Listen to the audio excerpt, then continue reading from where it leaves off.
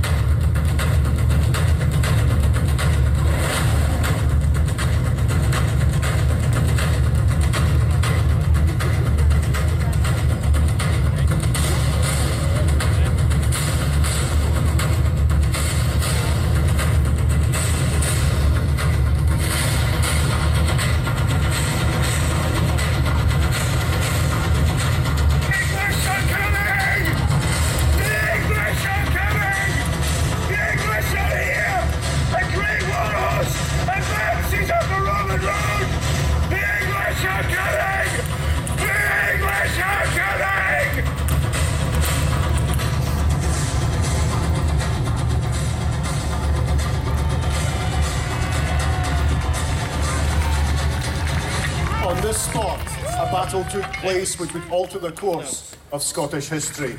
A battle which would last 2 days. Robert the Bruce, King of Scots, has almost successfully rid himself of his great enemy from every castle and every stronghold in Scotland. Only Stirling Castle remains. He's moved from the Tor Wood to this area we're currently witnessing Robert the Bruce at the edge of the new park. He's prepared the ground, his men are ready. He is scouting the area, waiting for the mighty force of Edward II and his enormous army who is invading Scotland and heading up the Roman road. But Bruce is prepared. Give it up for Robert the Bruce, King of Scots!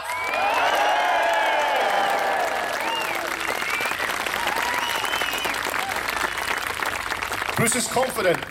His men have spent years fighting against the English, and he's prepared the ground well. On either side of the Roman road, he's dug small pits to the depth of a man's knee in order to stop the cavalry charge. He waits and addresses his men.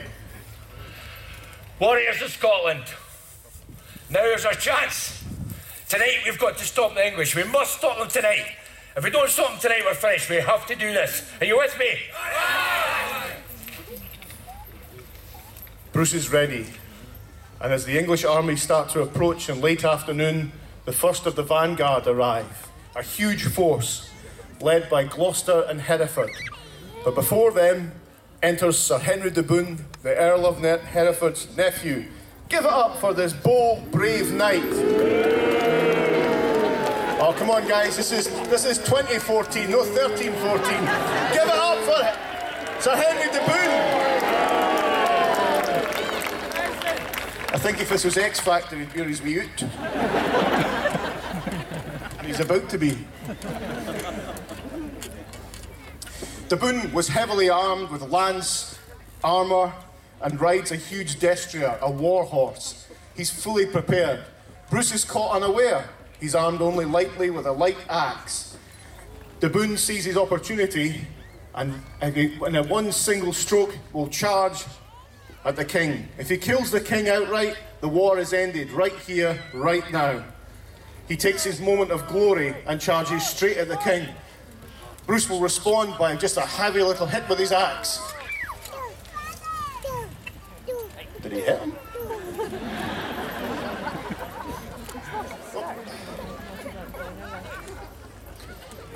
Well, if at first you don't succeed. Yay! So Bruce charges with a single blow from his axe. He deftly blows de Bohun's head in twain, splitting the skull and killing him instantly. And all Bruce remarks to his men is, I broke my body axe! The force was so strong that Robert the Bruce's axe splinters and shattered in two. De Bohun's body was taken away, and the morale, it's 1-0 to the Scots. Well done, King Robert!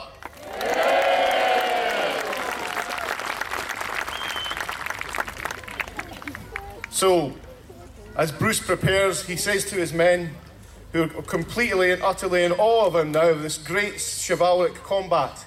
This is one of Robert the Bruce's greatest moments.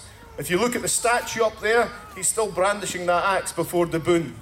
Tradition says on this spot is the area that Bruce planted his standard, where the flagpole is, before the Battle of Bannockburn. His men, as I said, had spent weeks training in the Tor Wood, brandishing long pikes with heavy-tipped iron spears, and they would fight in tight formations of schiltrons. In the meantime, a massive English army are approaching. It's said that the baggage train itself was as long from Linlithgow to Edinburgh. This was an invasion force and an occupation force.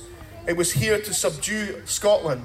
For Edward II, it was his only opportunity to meet Bruce in the field, as he's normally a guerrilla fighter. Leading the advance was the vanguard under the Earls of Hereford and Gloucester. These two great knights and noblemen were at odds with each other because the incompetence of Edward II, he'd appointed them as joint commanders.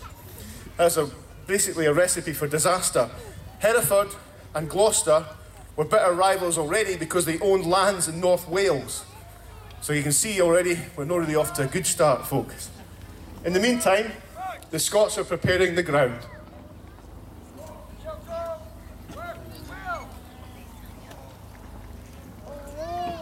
You can see Bruce leading his men and his mighty Scottish army, each armed with a 12-foot pike and heavy iron tip. Give it up for Robert the Bruce!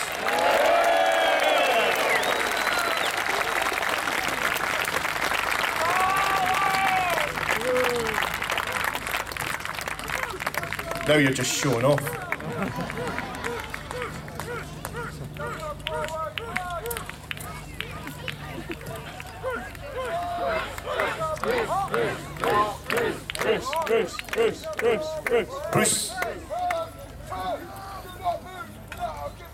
Bruce has split his men into three forms or three battles, known as schultrons.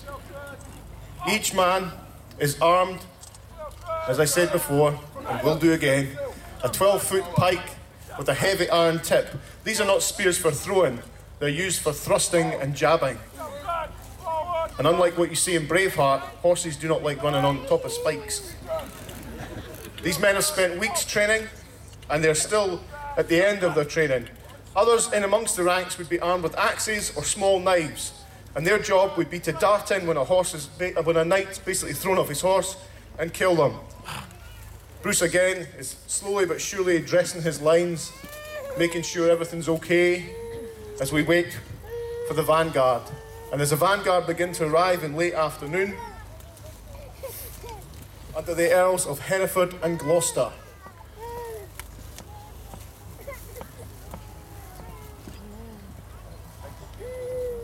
Give it up for the Earls of Gloucester and Hereford. That's better. There was already a bitter rivalry between these two. The Earl of Gloucester, who's wearing the yellow with the red chevrons, was 23 years old and had about 500 heavy horse with him. Hereford was normally a veteran commander and was used to leading, as Constable of England, leading the vanguard. Both men disagree with each other and start an argument. What are you doing here, old man? This is my line. What do you think I'm doing here? I command this line. You're You have just no a place boy. here. You have no place here. I'm the Earl of Just a Constable, boy. not you. I have had more victories in this campaign than you have in your life. How can I trust a man with curly long hair and wears yellow? Hey? That got you, didn't it? Hey? Go on. Good old git. At least I have the money to look after myself. I have people to groom me. You look scabby. Peasantry. I have the biggest force. You can have as many forces as you like, mate, but you're still not as good as me. Walk on. Prove yourself then. That lot over there. Are you ready for a war? Go on. Well? Maybe some of them are asleep. The two Earls put aside their differences and lay aside their handbags. And charge at the Scottish children, which stands firm. They desperately under the vanguard. Each horseman tries desperately to find a weak point in amongst the children. But again and again, there is no opportunity. In frustration, they throw their maces, axes, and clubs at the Scottish children. Horses go down. Pits take their toll, and the vanguard is slowly pushed back. On this occasion, it looks like the second goal is to the Scots, as the vanguard move away.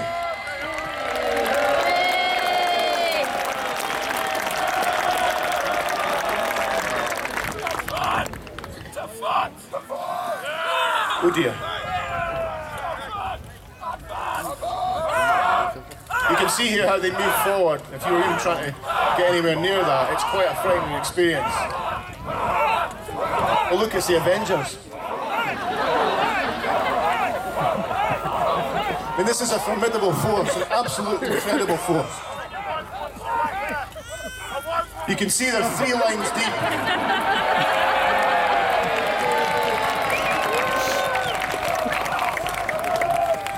You can see just how effective this fighting force will be. Oh, dearie me, don't stand downwind of Shiltrin. Oh, that gave you the book. Oh, that's rotten.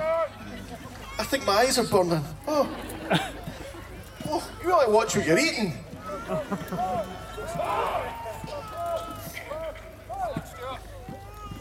It took the breath out of me. What you're going to witness here is how the Shiltrin is really effective and how it moves. This highly mobile force is only prone to one real weapon, or two actually, and that is the archer, or the crossbowman. We know that Edward II requested crossbowmen, but they were not used in the Battle of Bannockburn. Most likely they were caught in the middle and trapped. Had Edward used his archers, it would have been an entirely different battle altogether, as it was at Falkirk. And what they're going to do is give you a quick demonstration of just exactly how these men work and how effective it is. So if you've got a camera, this might be your opportunity to take nice photographs. But don't tag them, because they don't like Facebook. You can tweet them if you want. Big hairy guys with big pointy sticks.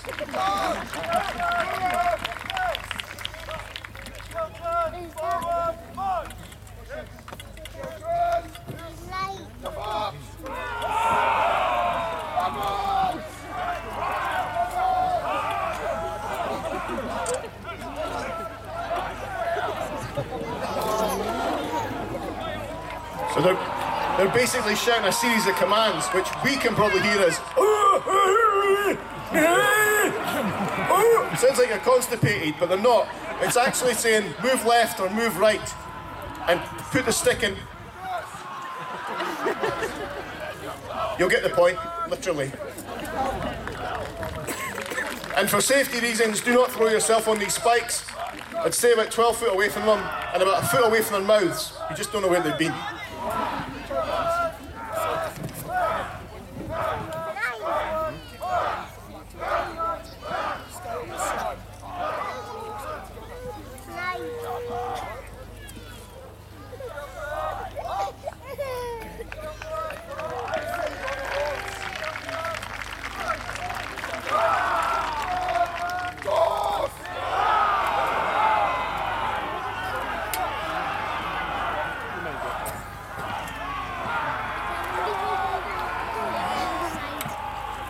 There's a few camera magnets, I think, here.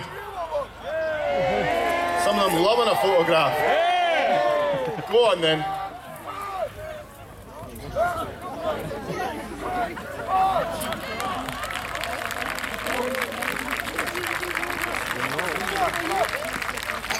This is your left hand.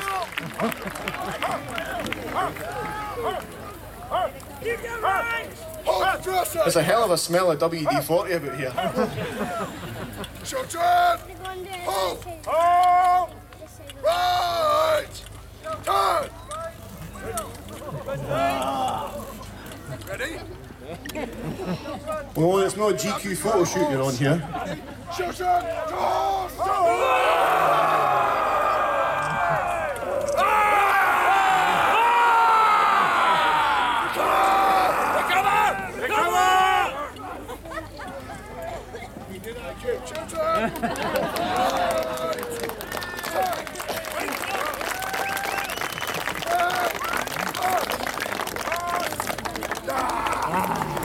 And you can see slowly the Scots begin to form their lines again in preparation, because the battle's not over. So far, the Boyne has been struck down. Hereford and Gloucester have vanished, they've retreated. But there will be another attack, it's not over yet.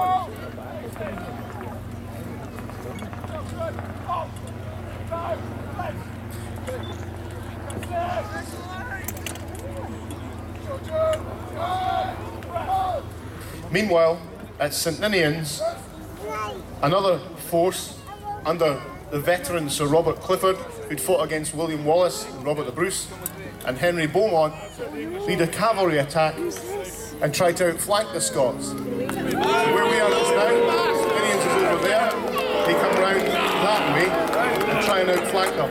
So here comes Sir brave Robert Clifford and Henry Beaumont. Give it up for these brave knights. That's not very chivalrous.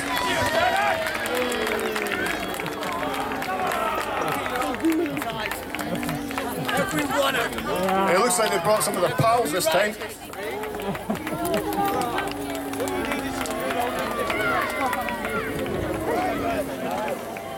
The Clifford and Beaumont are technically trying to relieve Stirling Castle, but they may have also been scouting out just to see how many numbers Bruce had, because Bruce holds the high ground here and will continue to do so. The English are unable to move through the Roman road, which is really essential for all the supply lines to do so. You can. Don't wait for me. So Robert Clifford and Henry Beaumont's force attack the Scots. They ride straight at them and once again are forced back by the brave Sir Thomas Randolph and his force. And to be honest, Randolph almost came a bit too late. Bruce was up in this area when he noticed that the English were riding round, and he said to Randolph, "A rose has fallen from your chaplet." In other words, get your finger out and get them sorted out as quick as possible. Which Beaumont and Clifford did. They bravely attack the Scottish children.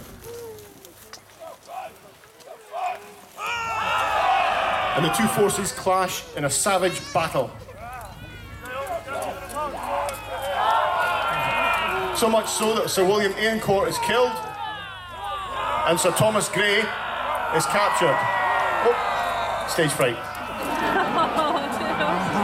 You can't blame the horse for that, come on.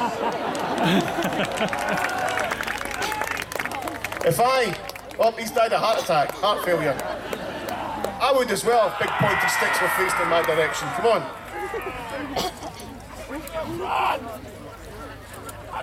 With the cavalry down, the Scots are advanced against the infantry. This is going to get nasty.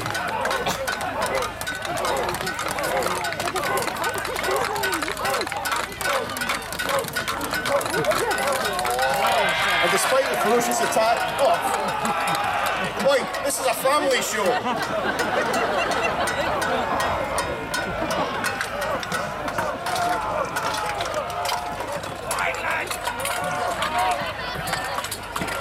The rules of chivalry, for goodness sake. I think we can assure he's quite dead.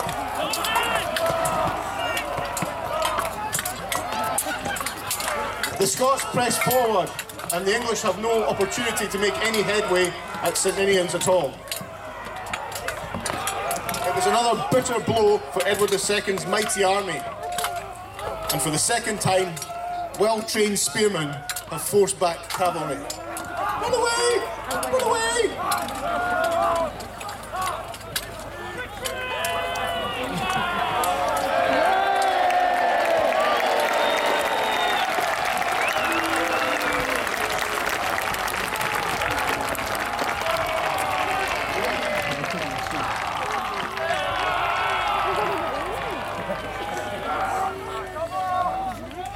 So towards the end of the 23rd, the Scots have had 3 great victories.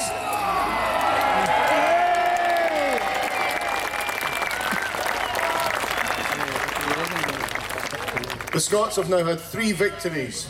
Morale in the Scottish camp is high. The poor unfortunate English, on this occasion, are unable to break through the Scottish lines on the Roman road and then proceed, after failing at St Ninians. The rest of the army starts to arrive, and as they can't move towards the castle, they decide to make camp. They move down and cross over the Bannockburn. In order to do this, they take the local doors and roofs of the local houses, which the residents were not chuffed about at all, and they crossed the Bannockburn. And they made their way onto the Carse of Stirling, a flat piece of ground which is boggy in certain areas and dry in areas. And it lies between the Pell Stream and the Bannockburn. And the reason they did this is that would provide the one thing that heavy cavalry need and men need, which is water. The Pell Stream and the Bannockburn also give protection for any kind of attack. So they're basically looking pretty secure that way. They also don't expect the Scots to fight. But morale amongst the English troops is low. Big hand for the Scots as they disappear for the evening. All right, don't overegg it.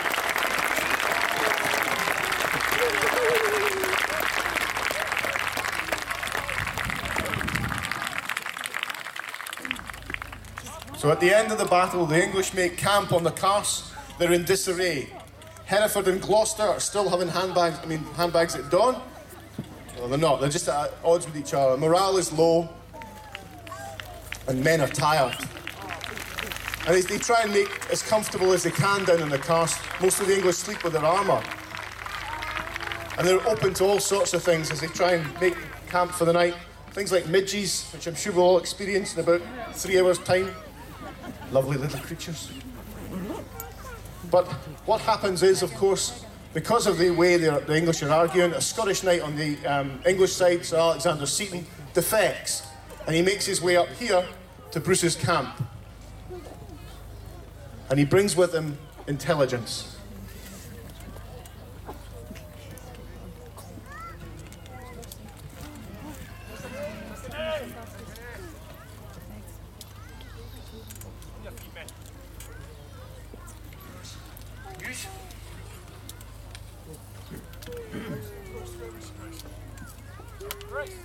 Seize him!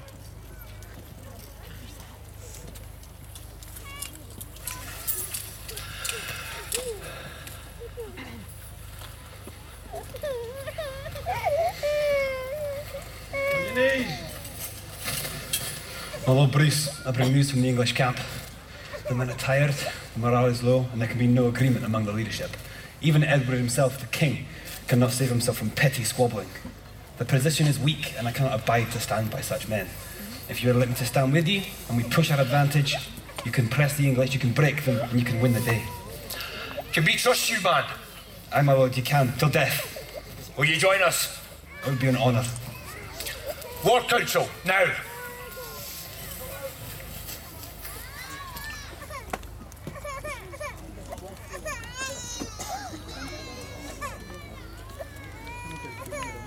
Seton is not the only Scot, of course, to have fought with Edward II. There were many others.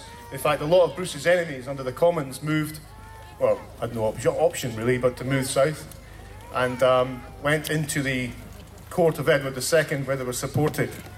But Bruce makes his war council and prepares and decides to fight. He had the option of moving away and retreating. He's technically achieved his task, which was to stop Edward II reaching the castle by Midsummer's Day.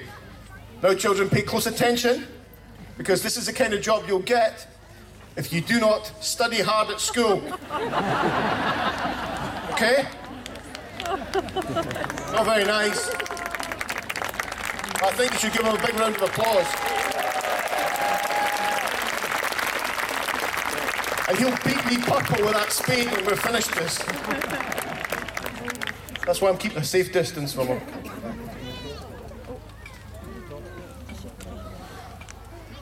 So, Bruce decides to fight. And on the morning of the 24th of June, Bruce decides to attack at first.